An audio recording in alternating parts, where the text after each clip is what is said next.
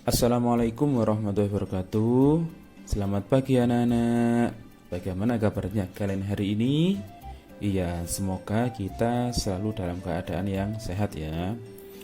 Baiklah anak-anak, kali ini kita teruskan ya pembelajaran kita, yaitu tema 1, subtema 1, pembelajaran 2. Nah, kamu ya telah mengetahui ciri-ciri makhluk hidup. Amatilah teks dan jawaban pertanyaan-pertanyaan berikut ini untuk memahami ciri-ciri makhluk hidup lebih lengkap. Ayo mengamati. Anak-anak, di situ ada gambar apa saja yang kamu lihat? Ya, di situ ada gambar cicak, ikan, dan ada gambar manusia. Ya, gambar anak-anak seperti kalian. Nah, kira-kira apa yang terkandung dalam gambar tersebut? Ya, betul. Makhluk hidup dapat bergerak dengan cara yang berbeda-beda. Manusia berjalan menggunakan kaki, ikan berenang atau bergerak dengan menggunakan sirip, sedangkan cicak merayap di dinding. Apakah tumbuhan juga bisa bergerak? Bagaimana jawabannya? Ya, tumbuhan dapat bergerak anak-anak ya, akan tetapi tumbuhan bergeraknya tidak berpindah tempat. Contohnya, putri malu ketika daunnya disentuh ya, nah itu akan menginjuk ke bawah. Kemudian batang tumbuhan, nah itu mengikuti arah matahari. Nah, sekarang ada gambar ikan dan manusia. Nah, anak-anak, gambar tersebut itu adalah gambar organ yang ada di dalam tubuh ikan dan manusia. Nah, organ tersebut itu adalah alat pernafasan makhluk hidup. Ya, manusia bernafas dengan paru-paru, sedangkan ikan bernafas dengan insang. Nah, itu tadi anak-anak ya, alat pernafasan manusia dan ikan. Nah, sekarang apa nama alat pernafasan pada tumbuhan? Nah, tumbuhan bernafas dengan mulut daun atau yang disebut dengan stomata. Kemudian apalagi nama alat pernafasan pada hewan selain insang? Beberapa alat pernafasan yaitu insang pada ikan, trakea pada serangga anak ya, kemudian kulit ya, kulit pada cacing. Nah, itu adalah macam-macam alat pernafasan. Nah, sekarang kita lanjutkan. Nah, itu ada gambar anak kecil hingga dewasa, kemudian ada anak ayam sampai dewasa. Nah, apa maksudnya anak-anak? Maksudnya adalah makhluk hidup dapat tumbuh dan berkembang. Tumbuh itu artinya bertambah ukurannya, bertambah tingginya, dan bertambah beratnya. Nah, dari informasi tersebut, maka ini ada pertanyaan. Apakah tinggi badanmu bertambah dibandingkan saat kamu masih di kelas 1? Gimana anak-anak jawabannya? Ya, bertambah ya. Pernahkah kamu mengamati pertumbuhan hewan yang ada di sekitarmu? Ceritakan hasil pengamatanmu. Nah, anak-anak, seperti yang kita amati bahwa hewan atau tumbuhan itu mengalami pertumbuhan ya, berdasarkan gambar di bawah. Nah, itu pertumbuhan tumbuhan dan hewan dimulai dari biji kecambah yang semula dari biji, kemudian menetas keluar akarnya, kemudian ya bertambah tinggi, akarnya juga bertambah banyak, muncul daun, dan yang terakhir ya akarnya besar, kuat dan banyak, kemudian daunnya juga banyak.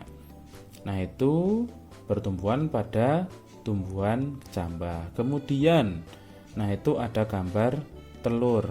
Semula ayam itu berbentuk telur, kemudian telur itu menetas ya menjadi anak ayam. Nah, anak ayam kemudian makan banyak dan kemudian tumbuh sampai menjadi ayam dewasa. Nah, kepada gambar tersebut ya itu ada gambar keluarga ya. Nah, jadi maksudnya di situ adalah makhluk hidup dapat berkembang biak dengan cara yang berbeda-beda. Ada yang berkembang biak dengan cara melahirkan, ada juga yang berkembang biak dengan cara bertelur. Nah, sekarang ada tabel yang harus kalian isi.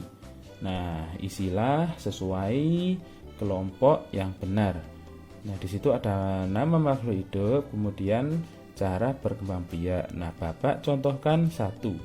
Nama makhluk hidup kucing. Nah, kucing bisa kita temui sehari-hari ya. Nah, kucing berkembang biak dengan cara melahirkan. Nah, nanti di situ anak-anak beri tanda centang.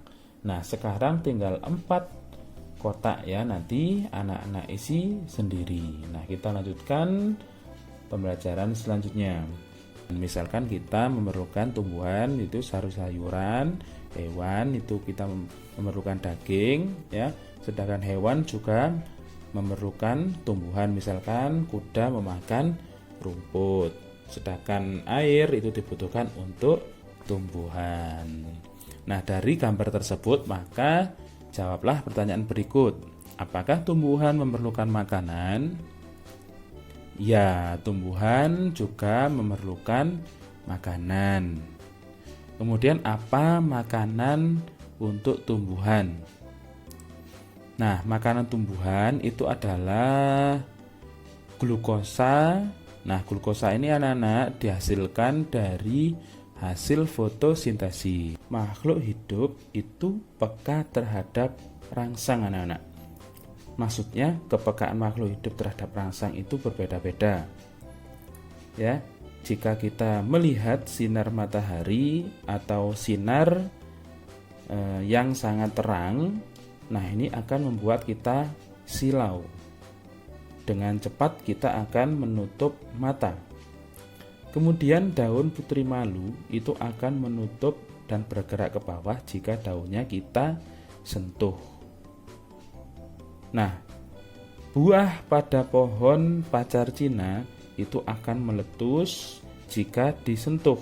Nah, sedangkan landak atau hewan kaki seribu, nah itu akan menggulung badannya jika kita sentuh. Nah, itu menandakan bahwa makhluk hidup membutuhkan rangsangan. Setelah mengamati teks tersebut, coba kalian sebutkan kembali ciri-ciri makhluk hidup. Ya, ciri-cirinya yaitu apa saja? Bergerak, bernafas, mengalami pertumbuhan, berkembang biak, memerlukan makanan, dan peka terhadap rangsang. Nah, itu anak-anak ya ciri-ciri makhluk hidup. Nah, sekarang buatlah kalimat berdasarkan kata-kata berikut.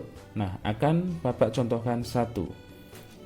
Sapi berkembang biak dengan cara melahirkan.